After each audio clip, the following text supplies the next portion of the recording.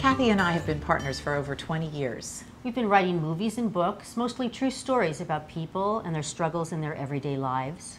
So when we noticed many of the women around us were complaining about their midlife men, including us, we wanted to take a harder look. Our men were changing, and their new behaviors were affecting our relationships. Some women told us their men were irritable, even angry. Others were hypersensitive, moody, and some were less interested in sex. So we began our research, and that's when we learned about menopause. Menopause hits between 40 and 65. Beginning around 30, men's testosterone starts to slowly decline, and by midlife, the cumulative effect can be very powerful, both physically and psychologically. But we still didn't understand why our men were behaving so badly. So we dug deeper, and there it was, the real problem. It's the collision between our culture and reality. You see, men have always been taught that to be a man, they have to be heroes, strong and powerful and Herculean, just like the superheroes they wanted to be when they were boys. They should never show vulnerability or express their feelings. But they're human, and upholding that standard becomes impossible at midlife. So they feel like failures, and that scares them.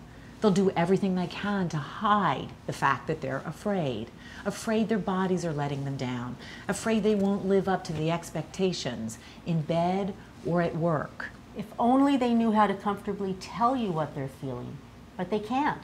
It's been proven that men's brains make them less verbal and less emotional communicators than women.